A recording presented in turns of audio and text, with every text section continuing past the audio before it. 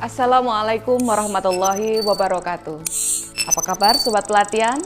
Pada materi sebelumnya kita telah membahas tentang siklus pembelajaran. Sekarang kita akan membahas mengenai alur pembelajaran. Apakah Sobat Pelatihan telah siap?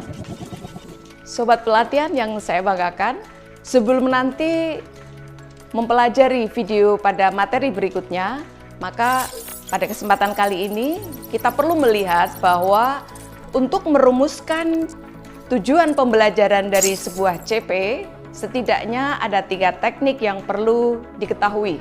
Yang pertama yaitu merumuskan tujuan pembelajaran dari CP secara langsung setelah memahami konten CP-nya. Yang kedua yaitu merumuskan tujuan pembelajaran dengan cara menganalisis apa kompetensi yang ada di dalam CP dan seperti apa lingkup pembelajaran yang termuat di dalam CP. Satu lagi yaitu merumuskan TP dengan cara lintas elemen. Hal penting yang perlu dipahami Sobat Pelatihan bahwa pada setiap mata pelajaran selain mengenal ada capaian pembelajaran, perlu dipahami bahwa pada masing-masing mata pelajaran nanti akan memiliki atau terbagi menjadi sejumlah elemen. Dan masing-masing capaian pembelajaran pada tiap mata pelajaran bermula dari tiap elemen tersebut. Sehingga ketika nanti guru itu merumuskan tujuan pembelajaran, akan muncul tujuan pembelajaran dari elemen pertama, capaian pembelajarannya apa? Tujuan pembelajarannya terbagi menjadi berapa? Elemen kedua, CP-nya berupa apa? Tujuan pembelajarannya menjadi seperti apa? Nah, pengembangan tujuannya seperti yang sudah kita pelajari tadi, ada 3 teknik. Dalam bayangan kita, ketika nanti guru sudah merumuskan TP dari masing-masing CP di tiap elemen, maka akan terkumpullah sejumlah tujuan pembelajaran. Setelah guru memiliki tujuan pembelajaran untuk CP di satu fase, maka selanjutnya TP atau tujuan pembelajaran tersebut harus diurutkan. Urutan dari tujuan pembelajaran ini selanjutnya disusun menjadi sebuah alur tujuan pembelajaran mulai dari awal fase sampai dengan akhir fase. Nah, urutan dari atau alur tujuan pembelajaran mulai awal sampai akhir fase inilah yang dikenal dengan istilah ATP, yaitu alur tujuan pembelajaran. Bagi guru yang dalam satu fase itu memuat lebih dari satu kelas, guru perlu menyepakati di kelas awal atau pada fase awal itu mulainya di TP nomor 1, lalu nanti diselesaikan atau berhenti di TP yang keberapa, kemudian tingkat atau kelas berikutnya mengawali dari mana, disitulah di antara pentingnya kolaborasi antara guru yang berada dalam satu fase.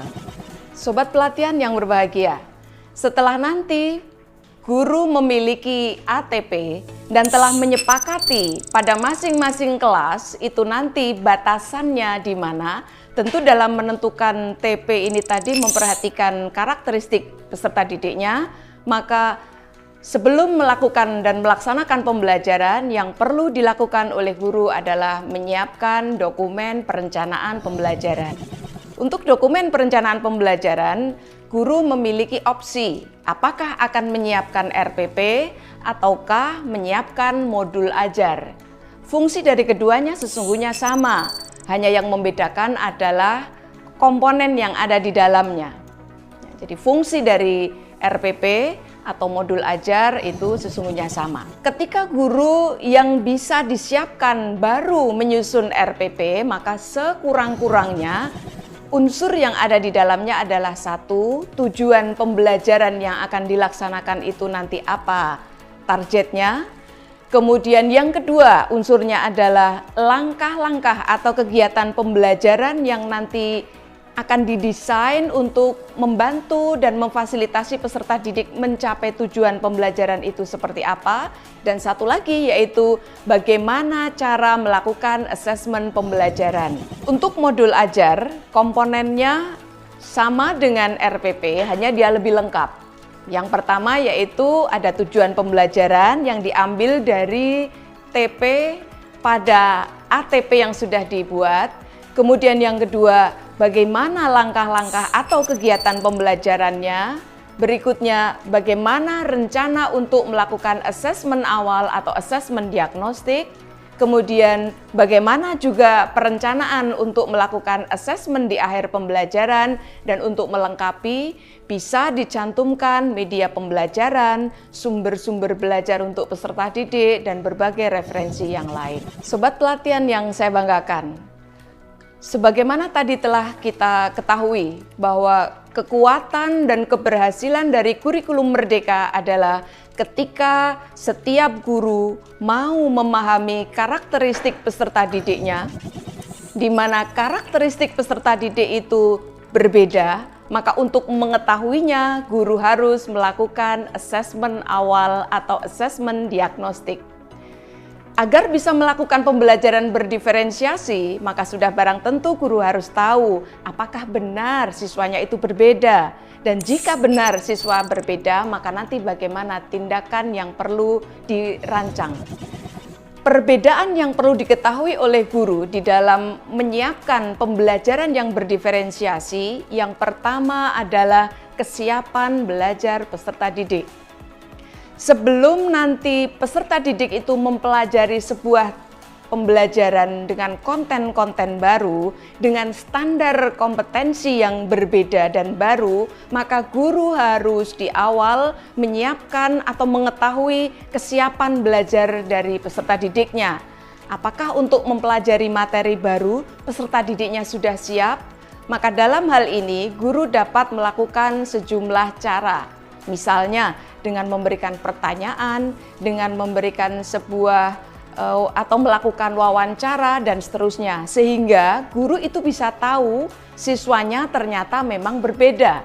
Dan yang dari siswa berbeda itu berapa banyak. Ketika nanti mereka perlu diberikan layanan yang berbeda, seperti apa bentuk perbedaan yang bisa difasilitasi. Yang tidak kalah pentingnya adalah siswa itu diketahui bagaimana minat mereka, apakah mereka itu memiliki minat yang sama, begitu juga gaya belajarnya. Apakah semua siswa itu bergaya visual, ataukah ada yang auditori, atau jangan-jangan di antara peserta itu ada yang memiliki gaya belajar yang kinestetik. 3 hal inilah yang perlu dijadikan data penting bagi guru sebelum nanti merencanakan pembelajaran. Adapun nanti setelah menghimpun data tersebut, di dalam merancang langkah-langkah ataupun target pembelajaran yang tadi ditetapkan, elemen yang bisa dijadikan sebagai bahan untuk memberikan layanan pembelajaran yang berdiferensiasi, diantaranya adalah membedakan kontennya, kemudian yang kedua membedakan produknya, yang ketiga membedakan prosesnya, dan satu lagi dimungkinkan membedakan lingkungan belajarnya. Sobat pelatihan, mengingat bahwa peserta didik itu berbeda, maka bagi guru tidak pada tempatnya ketika untuk satu kelas dengan siswa yang berbeda hanya menyiapkan satu rancangan pembelajaran yang satu desain untuk semuanya. Hal ini berarti sudah mengingkari teaching at the right level, bahwa siswa yang berbeda mestinya mendapat perlakuan yang berbeda. Misalnya, ketika siswa belum menguasai materi tertentu, maka hendaknya tidak dipaksakan untuk masuk pada pembelajaran tersebut.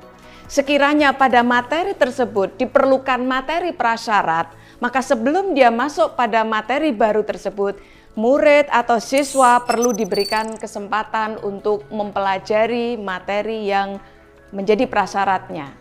Dan ketika ada peserta didik yang sudah mampu menguasai materi tersebut, dia perlu diberikan kesempatan untuk melanjutkan belajar pada tujuan dan target berikutnya. Dan karena tadi kita sudah tahu bahwa pembelajaran itu target akhirnya diikat oleh fase, maka pada tujuan pembelajaran tertentu, ketika peserta didik itu belum mampu menuntaskan, selama dia belum ada di akhir fase, maka pada peserta didik yang demikian perlu diberikan keleluasaan waktu, diberikan kesempatan untuk menuntaskan atau menyelesaikan tujuan pembelajaran yang belum dikuasai, sekalipun bisa jadi dari usia kronologi belajarnya dia sudah melangkah pada tahapan selanjutnya. Baik Bapak Ibu, inilah di antara yang paling mendasar dari pembelajaran berdiferensiasi, yaitu pembelajaran yang memberikan layanan sesuai dengan kebutuhan pembelajaran peserta didiknya. Semoga kurikulum Merdeka ini nanti dapat diimplementasikan dengan tepat, dengan baik, peserta didik mendapatkan layanan pembelajaran sesuai dengan potensi mereka dan kebutuhan mereka untuk berada dan menjadi bagian masyarakat. Semoga semua ikhtiar yang Bapak Ibu lakukan menjadi bagian dari investasi dunia akhirat kita. Selamat menunaikan tugas Bapak Ibu yang mulia, tetap semangat mengikuti pelatihan ini dan video-video selanjutnya. Bismillah, Allah akan menyertai niatan baik kita.